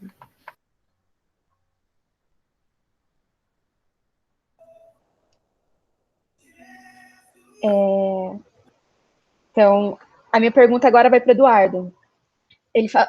Eduardo, você comentou sobre as diversas experiências e o quanto elas te ajudaram, mas assim, essas experiências em algum momento chegaram a passar uma impressão de que você não sabia o que você queria para algum empregador? Algum RH já te barrou por causa disso? E eu pergunto porque eu também tenho várias experiências em várias áreas diferentes. E, inclusive, eu acho que eu vou ter que mudar de novo de área. Então, eu estou bem preocupada com isso em relação ao meu próximo emprego. Bem, esse é um ponto interessante. Esse eu sei responder melhor, tá? O que acontece? Quando você está procurando, vamos dizer assim, no meu caso, eu tinha algumas experiências na parte técnica. Eu tinha uns 2, 3 trabalhos onde eu fui área de suporte. E eu tenho mais umas 2 ou 3 experiências, mais 2 ou 3 empresas da área de estatística, análise de dados, que é o que eu faço hoje. Se você for olhar o meu LinkedIn, essas experiências de suporte, elas nem estão lá. Por quê? Porque como eu estou focado hoje como analista de dados, na área de dados, então não é... Eu ia falar, não é edificante, né? Esse termo crente é uma maravilha. Não acrescenta você falar assim, eu fiz uma coisa que não tinha nada a ver lá atrás. Isso acrescenta para a sua vida, isso acrescentou para você falar, não é muito bem isso que eu quero, mas para a pessoa que está te empregando, é tipo conhecimento que não vai interessar para ela. Então, você fala ali, eu fiz o Elenai, falar, não, eu tenho um curso de dança de forró e é legal para ele? É ótimo, maravilhoso, mas para a hora do currículo, para o empregador, isso não acrescenta, a não ser que seja para ele ser professor de dança, né? Aí é outra coisa. Mas na hora de você colocar um currículo tal, coloca as coisas que tem a ver com o que você está procurando, não? Eu acho que só ia complementar um pouco. É que, assim, dependendo também do perfil da vaga, do que você vai fazer, às vezes, embora não seja diretamente relacionado, às vezes tem alguns elementos que podem colaborar. Então, por exemplo, comentei que eu estagiei no Instituto Cartográfico. Eu trabalhava no arquivo histórico, eu trabalhava limpando e escaneando documento que define limite de município. Era isso que eu fazia. Isso não tem nada a ver com o que eu faço hoje na UFABC. Só que, tanto lá quanto aqui, eu tenho que usar noções de arqueologia, porque eu cuido do arquivo da unidade. Então, tipo, eles me obrigam, assim, por mais que no concurso eu não prestava com uma vaga específica, depois do processo de seleção eu tive que entregar, né, todo o currículo bonitinho. E aí eles comentaram, falaram, ó, a gente pesou isso, a gente viu que você já tinha noção de arqueologia. Tipo, às vezes acabam tendo questões que não são diretamente relacionadas, mas que às vezes podem ter elementos que vão colaborar ali, porque nem sempre fica tão claro assim o que você vai fazer. E às vezes o elemento de uma experiência pregressa que não seja diretamente relacionado pode também auxiliar. Faz bastante sentido e isso me deu uma ótima ideia, sim. Eu vou dar um exemplo meu, porque recentemente eu peguei uma bolsa de pesquisa para um projeto, uma parceria do Parque Tecnológico Itaipu com a Federal da ABC, e na entrevista me perguntaram se eu sabia mexer com mapas. E no caso foi assim, um negócio inverso, porque eu já aprendi um pouco sobre software de mapas, ArcGIS, QGIS na faculdade, mas eu pus a mão na massa mesmo, foi no estágio na Sabesp, lá, mexendo com rede de esgoto, e, assim, pontos específicos da rede, mapas enormes que envolviam centro expandido e até mais, então isso foi algo legal de poder falar ali na entrevista, que eu tive uma experiência mais sólida além assim do que eu tinha visto nas aulas, então valeu a pena assim cada experiência que eu tive lá, porque quando eu penso no estágio na Sabesp eu penso, bom, teve seus altos e baixos, mas o que foi de bom até hoje está me ajudando aí. O que eu falei que foi a ótima ideia que vocês me deram falando foi na questão de que eu saí da consultoria contábil agora, e aí eu pretendo voltar a trabalhar ano que vem, e eu pretendo voltar para consultoria, mas consultoria não contábil. Só que assim, se por um lado eu vou ter que aprender novas matérias, novos temas do mundo corporativo, por outro lado, metodologia de consultoria muitas vezes é muito semelhante, mesmo para tópicos diferentes. Então, o fato de eu já conhecer metodologia de consultoria, já saber escrever um relatório mais ou menos, já saber como você faz um trabalho de consultoria, mesmo que não seja de consultoria de governança, por exemplo, já ajuda bastante. Já ganhei um argumento para RH. Nossa, é um ótimo ponto. Por que você esconde isso? Meu, metodologia é a base ali, é essencial.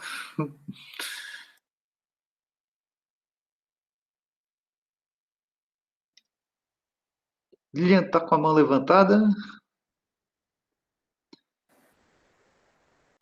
Não, eu não tinha abaixado desde a primeira pergunta. O braço tá cansado, né?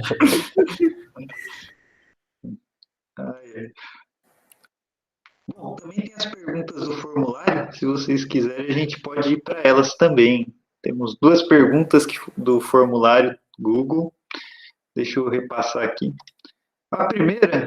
A primeira é diretamente para o Derek. Aí a segunda, eu acho que ela envolve os dois. A primeira é: você acha que vale a pena prestar concurso público quando as vagas são para cadastro reserva?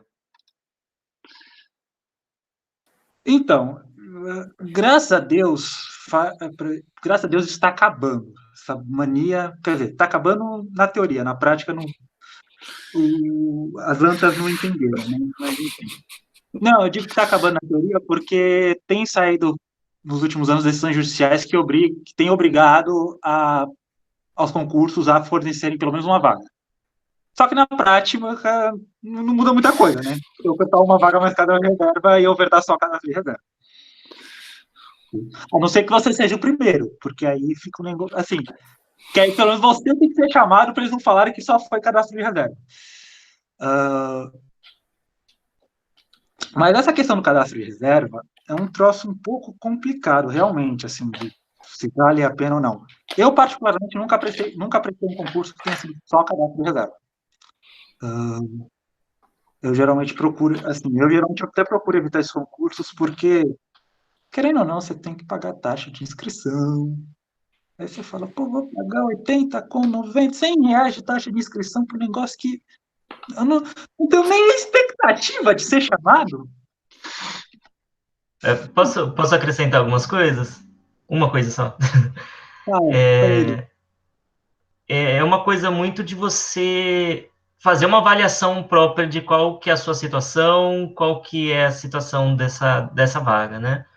Porque eu estava, acho que foi em 2014 e tal, estava no finalzinho da faculdade e o pessoal do meu curso meio que se juntou para poder prestar o concurso da Anatel.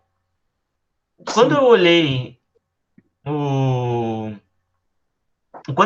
edital, era um edital imenso, com um monte de coisas de lei que eu não sabia, que eu ia ter que decorar, ia ter que ir atrás, tal, para estudar. E o ingresso para esse concurso era R$ 500 para você poder fazer o concurso e ainda em Brasília. Então eu falei, poxa, eu vou gastar R$ 500, vou até Brasília para um concurso onde eu não sei nem 30% do que eles estão pedindo. Então, na minha avaliação, não valia a pena eu fazer o concurso da Anatel, mesmo que fosse uma coisa da minha área.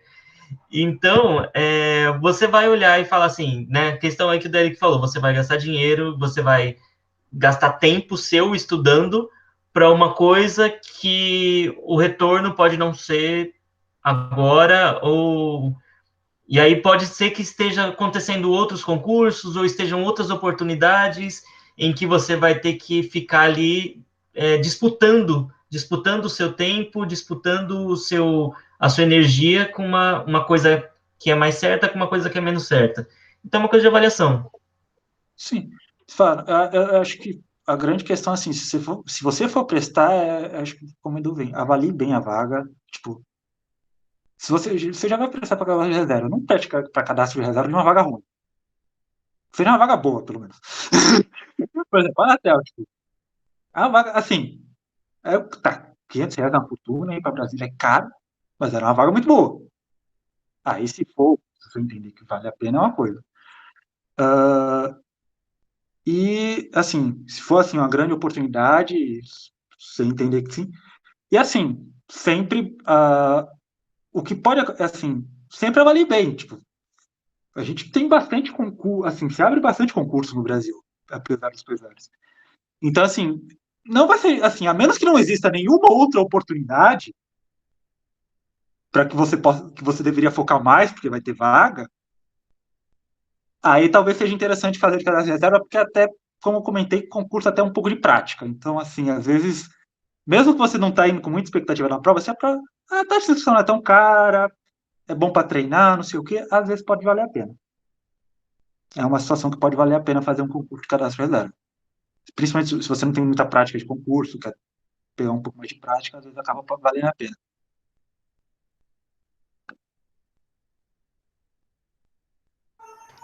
Dessa vez eu levantei mesmo, amor. Porque eu fiz um processo seletivo de cadastro reserva, que foi o que eu entrei na ET. Eu fiz quando eu estava saindo da faculdade, era de graça o processo da ET. Então aqui um detalhe, né? Se é de graça, eu acho que você não tem nada a perder, né? Não, aí é outro cenário completamente diferente. De graça, você faz todos que aparecerem. Eu não sei o quadro geral da educação, porque eu só foquei na ET até então, né? Mas da ET é difícil aparecer concurso. É mais processo seletivo para esses temporários, para ficar 2 anos que nem eu fiquei. Então, faça. Se a sua área for educação, faça, assim, o processo. E pode demorar, que nem foi com o Derek. No meu caso, eu estava no segundo ano do mestrado, então demorou quase 2 anos para me chamarem. Mas foi assim, do nada, foi no tempo certo, que é no tempo de Deus. Então vale a pena, assim, dependendo da área. Sim, sim. Não, acho que quando é esse perfil assim, mais assim, essas oportunidades, por exemplo, acho que o ponto importante é o de graça, mas porque, querendo ou não, assim, por exemplo, se você vai pensando na área da educação, né, se você está querendo, até porque a prova envolve também a questão de uma prova prática, né, de você ter que preparar a aula, então, assim, vale muito a pena para você pegar a experiência. Então, acaba compensando bastante. Ainda que você não seja chamado, porque às vezes você se preparou ali, não deu nada, mas aparece uma outra oportunidade que você consegue estar melhor preparado. Verdade.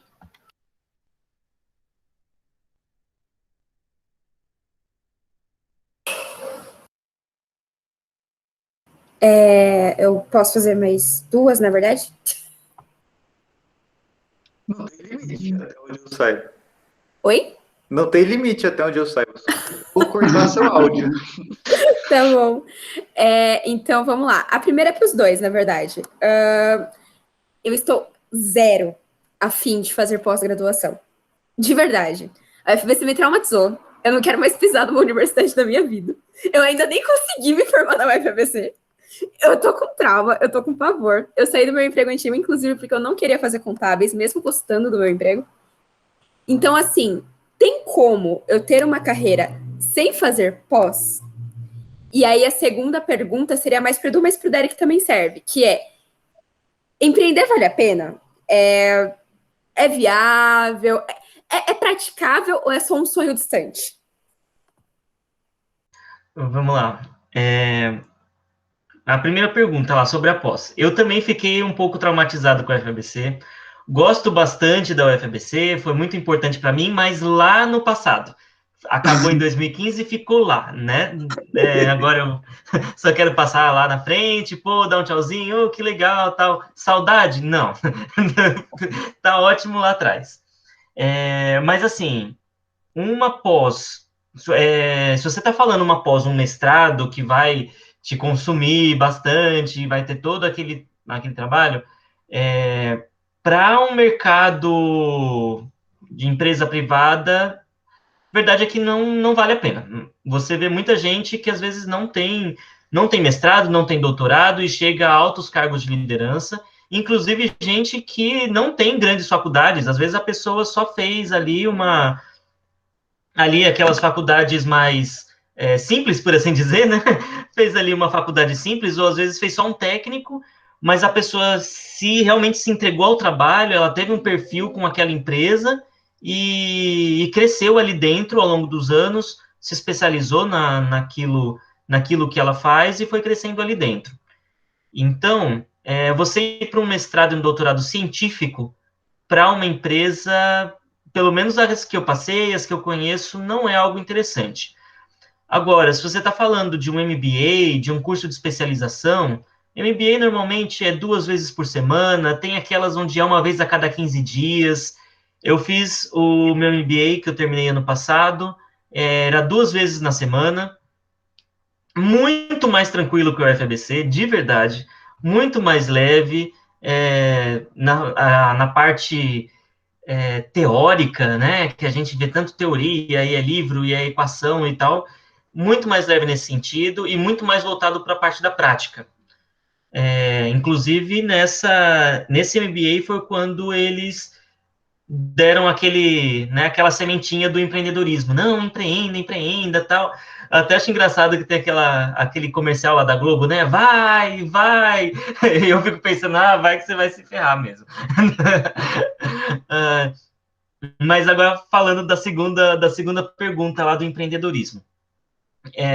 Nesse vai, eu pensei numa ideia que, no momento em que eu pensei nessa ideia, eu falava, isso tem valor, isso pode me dar dinheiro, e dentro do MBA, eles te dão algumas dicas, uma pequena parte teórica lá de empreendedorismo, para você avaliar se aquilo vale a pena, se aquilo não vale a pena.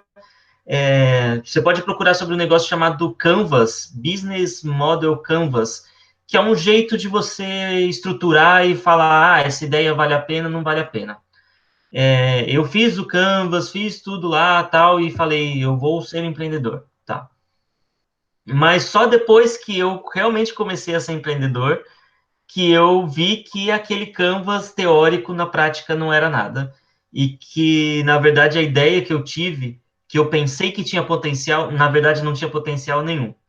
Eu estava fazendo algo que, na verdade, Microsoft, que Google, que várias outras empresas já faziam, e que todos os potenciais clientes já tinham algum contrato, ou seja, o que eu estava fazendo não tinha mercado. Não tinha mercado nenhum, e eu acabei desistindo dessa ideia.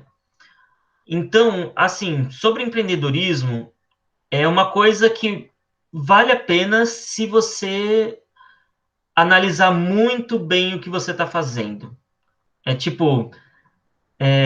Você tem que avaliar se aquilo que você está fazendo vai valer a pena, se não tem ninguém fazendo aquilo, ou se quem está fazendo aquilo não está atendendo toda a demanda. Você tem que pensar no quanto que vai entrar, no quanto que vai sair, enfim. Você tem que planejar muito bem antes de colocar na prática. E aí, só depois que esse planejamento você viu e concluiu que realmente dá certo, aí sim você pode colocar a mão na massa e falar, beleza, eu vou começar a empreender.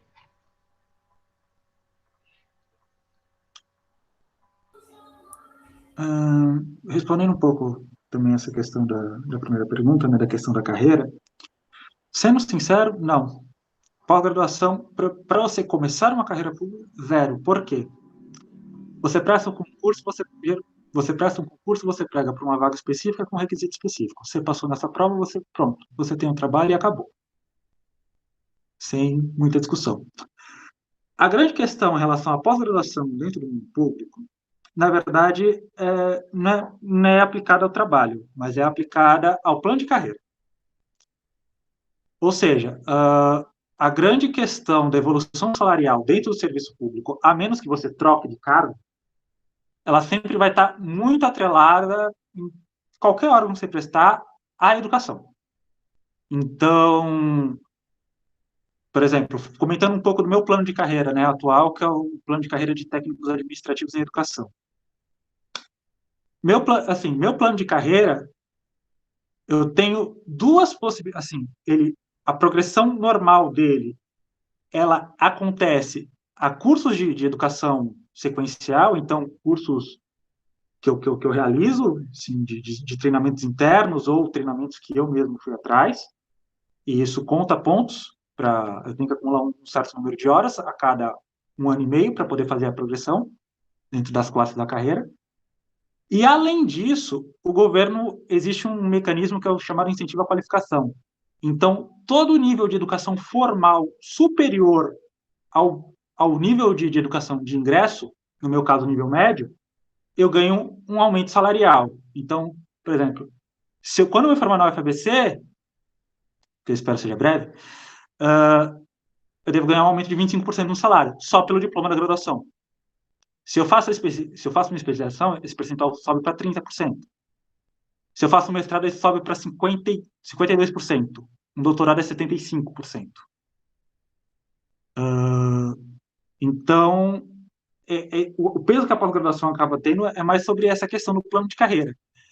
E que, pelo menos no governo federal, falando especialmente do governo federal, não só você tem esse incentivo financeiro, quando você tem um incentivo de tempo. Então, por exemplo, você pode solicitar horário especial, se você é um servidor estudante, para o seu horário de trabalho não conflitar com o seu horário de aula. Ou você pode, principalmente em pós-graduação, você pode pedir licença para focar na pós-graduação. Por exemplo, tem uma engenheira civil da prefeitura que estava afastada os 2 anos focado no doutorado. Com salário, recebendo salário normalmente pelo serviço público. Então, tanto é que o que acontece?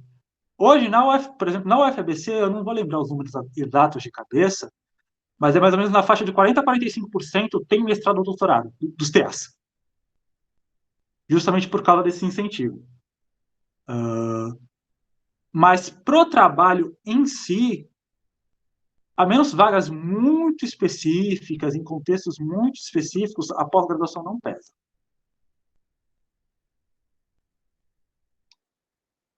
Vou aproveitar a pergunta da lei e fazer o merchan da ABP, porque nós temos uma reunião planejada esse ano sobre pós-graduação.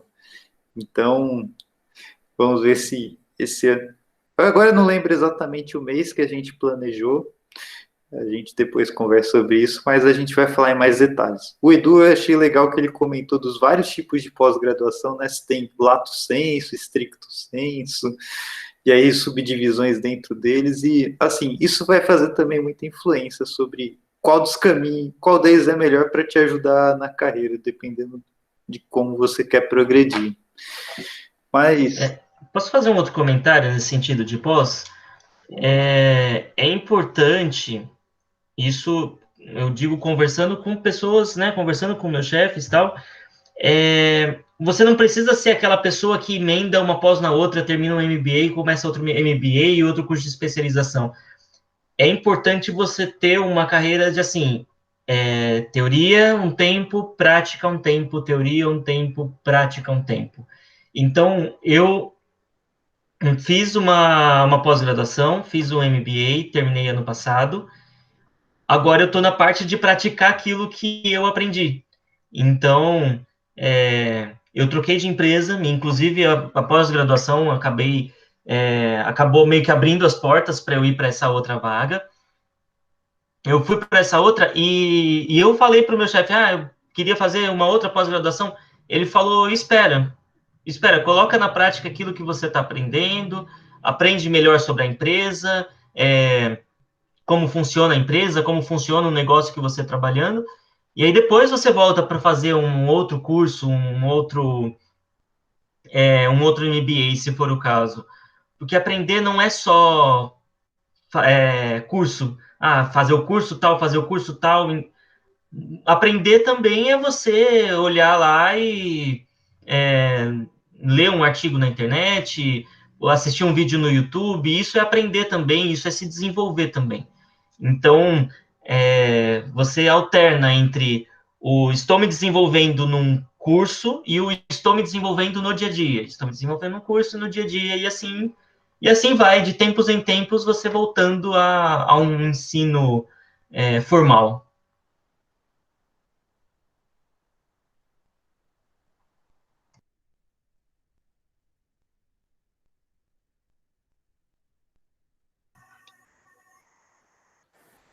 Perfeito, pode falar, Rádio.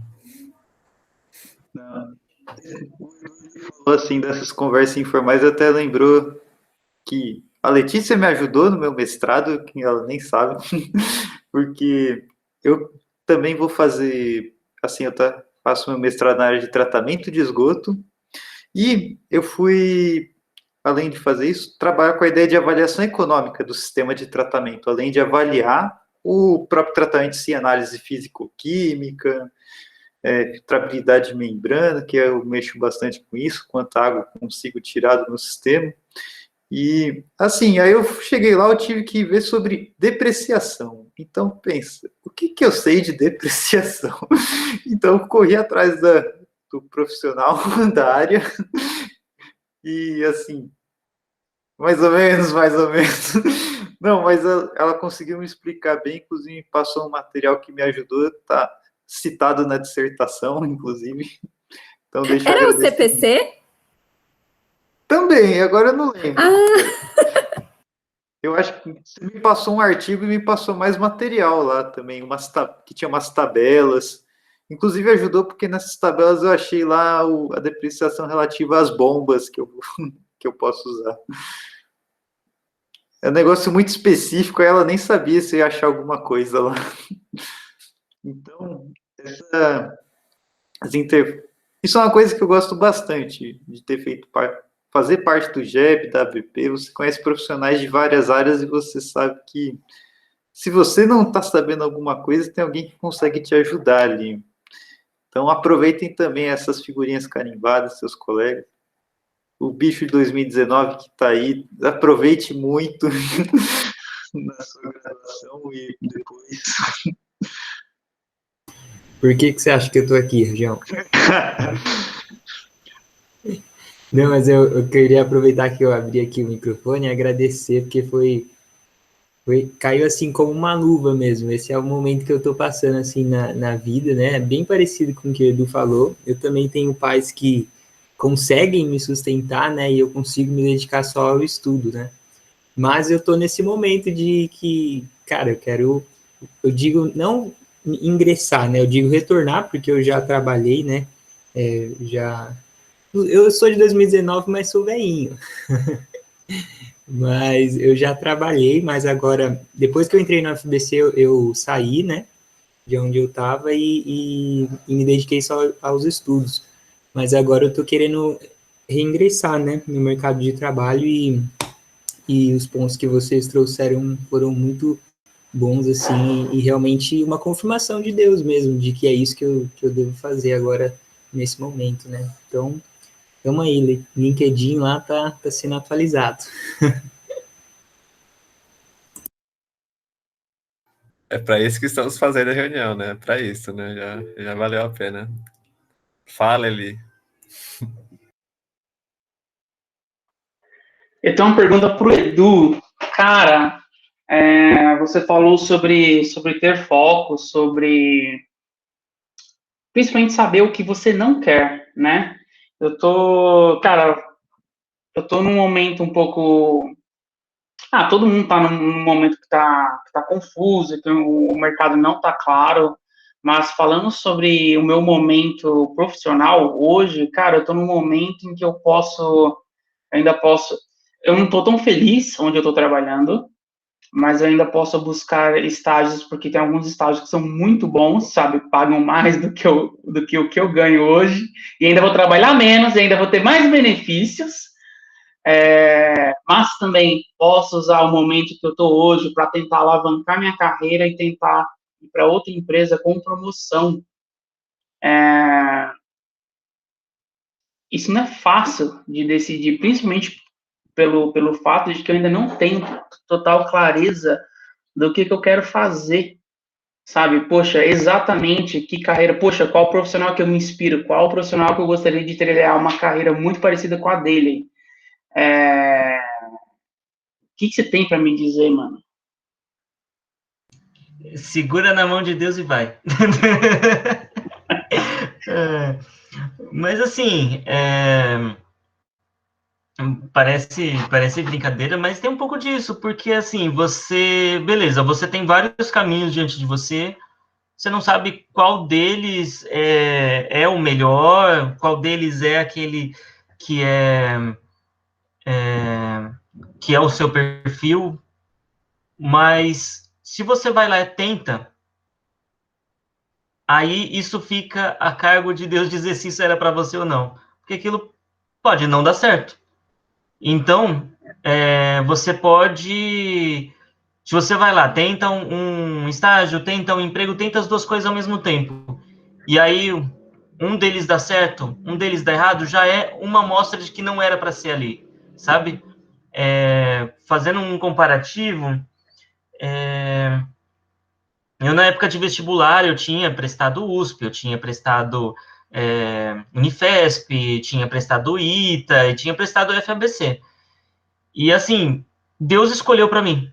Por quê? Porque eu só passei na UFABC. Então isso foi uma forma de Deus mostrar que era para eu entrar na UFABC, porque foi o único que eu passei. Então, se você vai lá e tenta e dá as caras, conforme as coisas vão dando certo ou não, isso vai te direcionando. E aí você vai, como eu falei, descobrindo, você gosta, você não gosta disso, isso é seu perfil, isso não é. No tempo do vestibular, eu tinha contato com aquela galera que passou em 7 vestibulares. Nossa, fulana passou em 7 públicas para estudar medicina. Onde será que ela vai? Unicamp, eu fiz USP, coitada, pobre miserável. Entendeu? Ela tem uma decisão muito difícil pela vida. Exatamente. Eu só passei em uma também. Exatamente. Mais fácil. Eu estou tentando eu tenho alguns processos seletivos em andamento, tem algumas entrevistas marcadas, no plural, entendeu? Tanto para honra e glória do nosso Senhor, tanto para estágio quanto para vagas efetivas, né? Talvez eu esteja sofrendo por antecipação sobre a possibilidade de ter resultado positivo em mais de uma. E ainda nem tive, tá só marcado. Então, com o tempo, conforme a vivência, você vai olhando para algumas coisas, para algumas vagas, para algumas oportunidades, e vai falar, isso não é para mim. Esse não é o tipo de lugar que eu quero trabalhar, tal, né? Falando um pouquinho sobre essa empresa nova que eu tenho, que eu estou trabalhando, eu trabalhava numa empresa muito grande, onde era tudo bastante engessado, bastante hierarquizado, e não posso falar mal, a Porto foi uma mãe para mim, me ensinou bastante coisa, mas chegou uma hora que eu falei, eu tô travado aqui dentro. E hoje eu estou numa empresa nova, onde eu tenho muito mais liberdade, onde eu tenho liberdade de horário, onde eu falo diretamente com o vice-presidente, com o gerente, né, eu tenho bastante voz ali dentro, voz de poder falar, eu acho que deve ser assim, eu acho isso legal, eu não acho isso legal, e onde eu vejo que eu sou reconhecido. Eu não sou mais um bancáriozinho lá, uma formiguinha lá andando no meio da multidão. Eu tenho uma relevância ali dentro no que eu faço. E aí, por que eu estou falando isso? Acho que foi no início desse ano, tal, me veio uma oportunidade lá, a RH do Santander lá me falou, você não quer, tem uma vaga aqui para você? Eu falei, não, não é bem o perfil que eu busco, não é bem o tipo de empresa que eu quero fazer parte, e eu disse não para uma oportunidade que apareceu, porque eu já tenho um prévio conhecimento, sei mais ou menos como é, e também porque eu tinha acabado de entrar nessa empresa nova, né? Inclusive, recebi uma proposta do GPA lá, o Grupo Pão de Açúcar lá, que legal, mas eu tô gostando de onde eu tô, sabe? Tô gostando de onde eu tô gostando do que eu faço, então, mesmo que eu fale, poxa, mas se o GPA viesse para mim há alguns anos atrás, eu ia correndo. Hoje eu falo, tá, muito obrigado, mas eu quero ficar mais tempo onde eu tô, gosto de onde eu tô e quero curtir um pouco mais esse período que eu tô vivendo.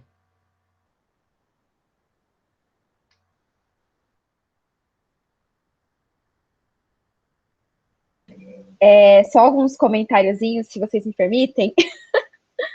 O Edu falou sobre se o GPA viesse para você um tempo atrás, você ia correndo, né? Eu brinquei aqui nos comentários que eu saía correndo.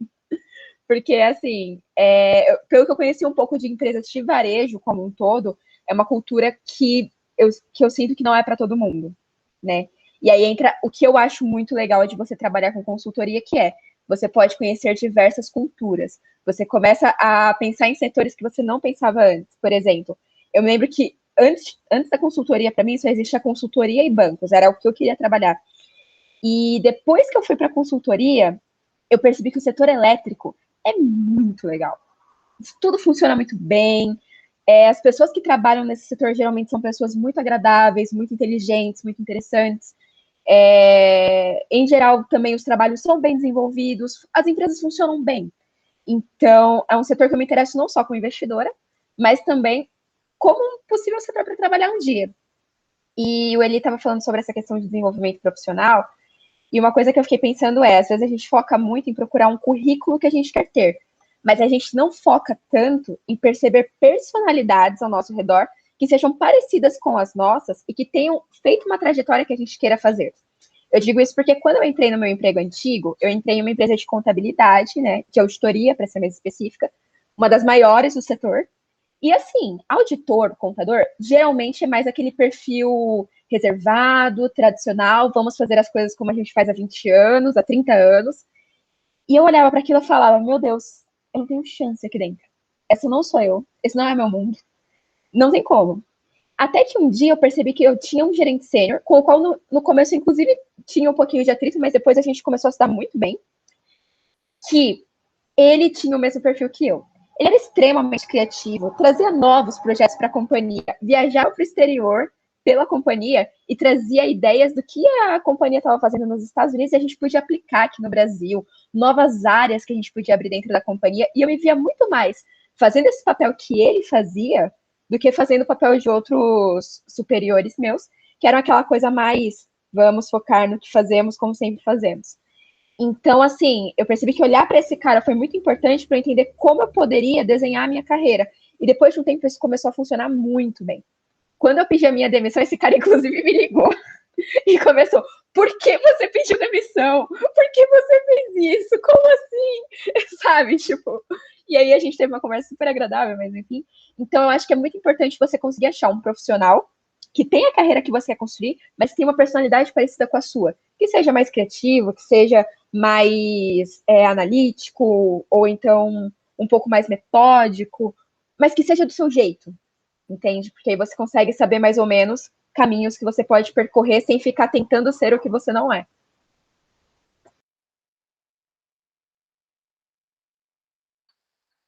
Nossa, legal. Muito bom. Obrigado, Lê.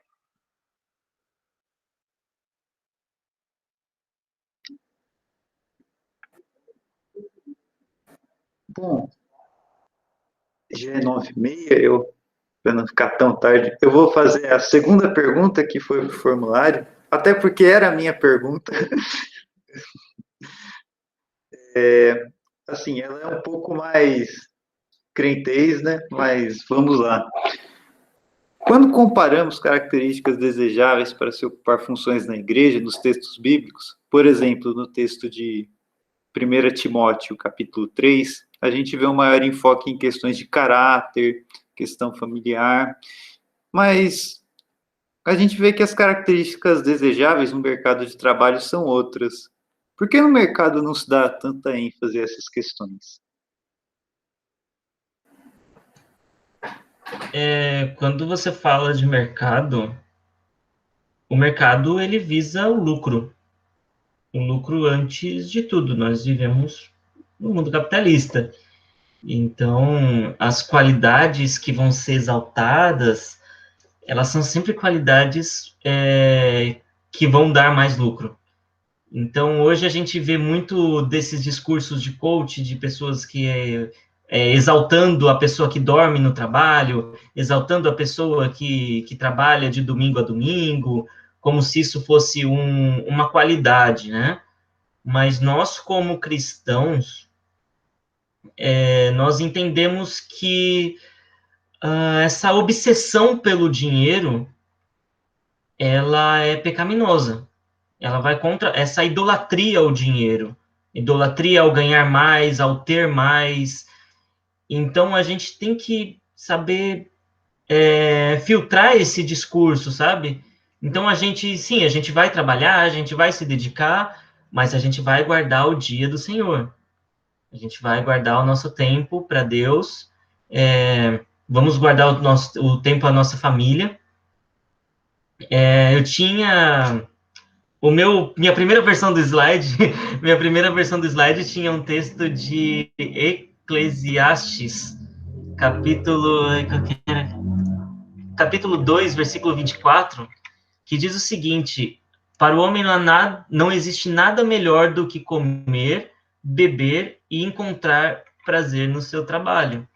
Então, assim, A gente trabalha porque a gente precisa de dinheiro. E esse dinheiro vai nos dar o prazer dele.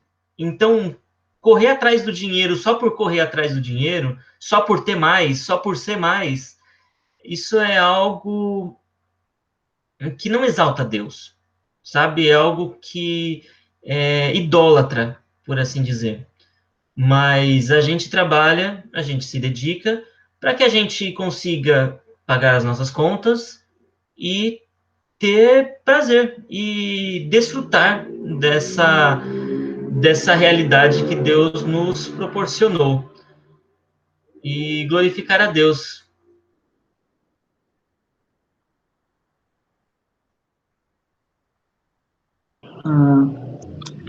Sim, acho que um ponto importante é que quando você, por exemplo, citou 1 Timóteo 3, né? Então a gente está falando de vocações espirituais, então que vão exigir necessariamente características primariamente espirituais. Talvez isso seja um ponto importante a se observar. Não necessariamente os trabalhos do mundo vão exigir as mesmas características. Embora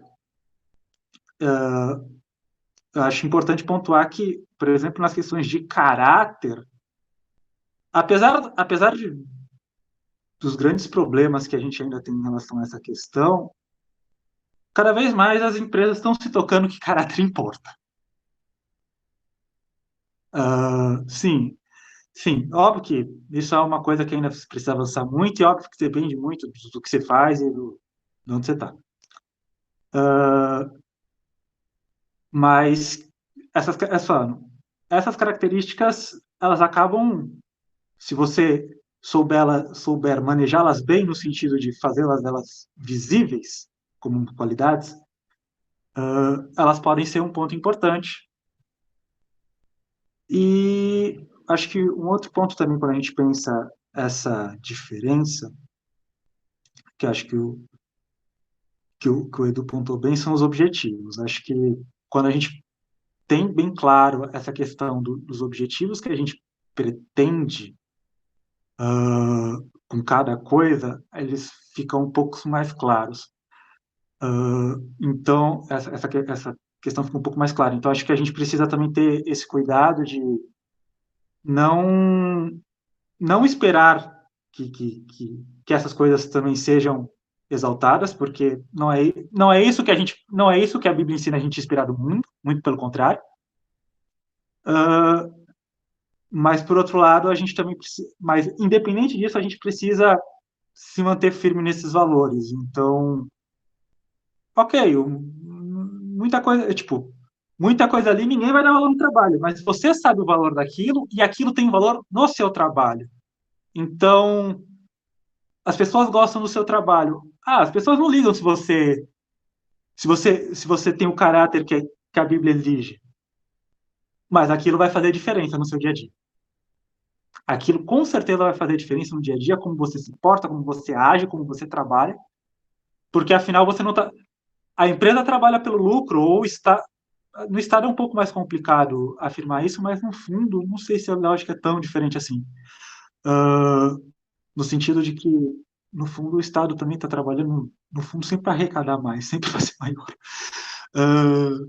Mas acho que justamente aí que entra esse nosso papel, né, de mostrar e falar, não, isso não é tudo. Isso não responde tudo. Muito pelo contrário. Eu acho que, por exemplo, pensando na área privada, acho que isso aí vai ficar mais gritante, porque a função do Estado deveria ser o bem comum, mas como eu comentei, nem sempre o é. Então, quando um cristão está lá e um cristão sabe que, independente da função que o Estado ocupa, a função dele é o bem comum, a coisa é diferente. Não que seja diferente no que é exigido, mas é diferente no como você se porta. É diferente no como você trabalha. E aí volta essa questão. Eu tentei não... como eu já sabia da questão, não tentei responder no começo, quando o Paulo falou da vocação, mas é o que eu coloco, eu penso muito nisso. O cristão, ele precisa ter cuidado de lidar com o Estado, mas sempre se o cristão souber sempre olhar o Estado com o ângulo certo, ele sempre vai entender que o Estado é uma oportunidade dele poder agir pelo bem comum. Então, que é algo que a gente precisa ter atenção. Não que o Estado seja a única forma, e nem necessariamente possa ser a principal forma, isso vai depender de sociedade para sociedade, mas que ele pode ser um instrumento importante. Sim, bem lembrado, Daniel, a gente também tem Neemias, que não valem são exemplos bíblicos. Sim, essa fala também, ela me lembrou de... Vocês sabem aquele programa, acho que mais antigo da Globo, que o gerente ele se disfarçava de funcionário para aprender Sim. como é que os caras estavam se portando na empresa dele? Então, num desses programas, o cara, ele estava lá, era uma empresa que trabalhava, se não me engano, com transportes de produtos. Aí ele foi lá, viu que ficou no meio dos funcionários, não reconheceram ele, viu que os caras estavam ensinando errado ele, dando um jeitinho, essas coisas, e ele falou sobre isso, mas também lá tinha um funcionário que ele estava ensinando certas coisas, dava dicas, acompanhava ele de perto, e falou para ele assim, uma coisa que deixou marcado esse gerente, que ele fizesse as coisas como se ele fizesse para Deus. Esse funcionário, ele é luterano, e assim, ele levava a sério essa questão do trabalho dele, da vocação dele ali, e do cuidado que ele tinha que ter com o funcionário mais novo que ele estava ensinando para que ele fizesse a coisa corretamente. Aí depois o gerente, ele chamou esse cara, né, aí ele explicou lá a situação, e ele, como ficou muito feliz com esse funcionário, ele fez uma baita doação para um projeto que a igreja desse funcionário é membro, para ajudar, se não me engano, era morador de rua ou um outro grupo em vulnerabilidade. Então, o bom testemunho desse cristão ali foi uma redundante bênção, inclusive, para outros projetos fora do ambiente profissional. Então, isso foi uma coisa muito legal de se ver, de que esse pequeno... Agora eu lembrei uma frase, que você tem que, a cada dia, fazer pequenos atos de fidelidade a Deus. Que esses pequenos atos, eles vão fazer a diferença para transformar a sociedade.